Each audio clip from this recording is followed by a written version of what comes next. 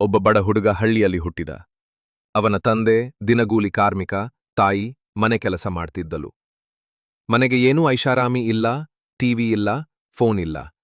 ಆದರೆ ಒಂದು ದೊಡ್ಡದು ಮಾತ್ರ ಇತ್ತು, ಕನಸು. ಅವನ ಕನಸು ಒಳ್ಳೆಯ ಶಿಕ್ಷಣ ಪಡೆದು ದೊಡ್ಡ ಕೆಲಸ ಮಾಡೋದು, ತಾಯ್ತಂದೆಗೂ ಗೌರವ ತರುವುದು. ಆ ಹುಡುಗ ಸಣ್ಣವನಾಗಿದ್ದಾಗಲೇ ಬಹಳಷ್ಟು ಕಷ್ಟಗಳನ್ನು ಅನುಭವಿಸಿದ. ಹಸಿವಿನ ನೋವು, ನಾಯಿ ಹಿಂಗು ತಿನಿಸು, ಶಾಲೆಯಲ್ಲಿ ಮಕ್ಕಳ ಟೀಕೆ, ಬಟ್ಟೆಗಳ ಕೊರತೆ. ಆದರೆ ಆತನ ಮನಸ್ಸು ಸದಾ ಹೇಳ್ತಿತ್ತು, ಒಂದು ದಿನ ನಾನು ದೊಡ್ಡವನು ಆಗ್ತೀನಿ. ಅವನ ಓದು ಉತ್ಸಾಹದಿಂದ ಕೂಡಿತ್ತು.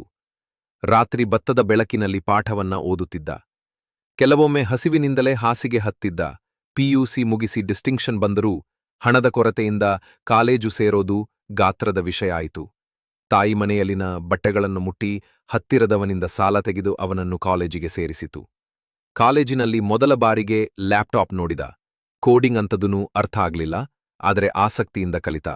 ಯೂಟ್ಯೂಬ್, ಫ್ರೀ ಕೋರ್ಸಸ್, ಲೈಬ್ರರಿ ಎಲ್ಲ ಕಡೆಯಿಂದ ಕಲಿತ. ದಿನರಾತ್ರಿ ಪ್ರಾಜೆಕ್ಟ್ ಮಾಡ್ತಿದ್ದ. ಅವನ ಪರಿಶ್ರಮ ಫೈನಲಿ ಫಲ ಕೊಟ್ಟಿತು. ಒಂದು ಸಾಫ್ಟ್ವೇರ್ ಕಂಪನಿಯಲ್ಲಿ 25,000 ರೂಪಾಯಿ ವೇತನದ ಕೆಲಸ ಸಿಕ್ಕಿತು. ಆತನ ಮೊದಲ ಸಂಬಳದಿಂದ ಮನೆಗೆ ಅಕ್ಕಿ, ತೈಲ, ಔಷಧಿ ಮತ್ತು ಅಮ್ಮನಿಗೆ ಒಂದು ನವೀನ ಚಪ್ಪಲಿ ತಂದುಕೊಟ್ಟ. ಆದರೂ ಆತನು ತೃಪ್ತಿಯಾಗಲಿಲ್ಲ. ಆತನ ಮನಸ್ಸು ಸದಾ ದೊಡ್ಡ ಕನಸು ನೋಡುತ್ತಿತ್ತು, ಸಿಇಒ ಆಗಬೇಕು. ಆತನ ಹೋರಾಟ ಮತ್ತೆ ಶುರುವಾಯಿತು. ಇಂಗ್ಲಿಷ್ ಇಂಪ್ರೂವ್ ಮಾಡೋದು, MBA ಓದೋದು, leadership qualities, night work, continuous learning. 10 ವರ್ಷಗಳಲ್ಲಿ ಅದೇ ಕಂಪನಿಯ ಸಿಇಒ ಆಗಿದ.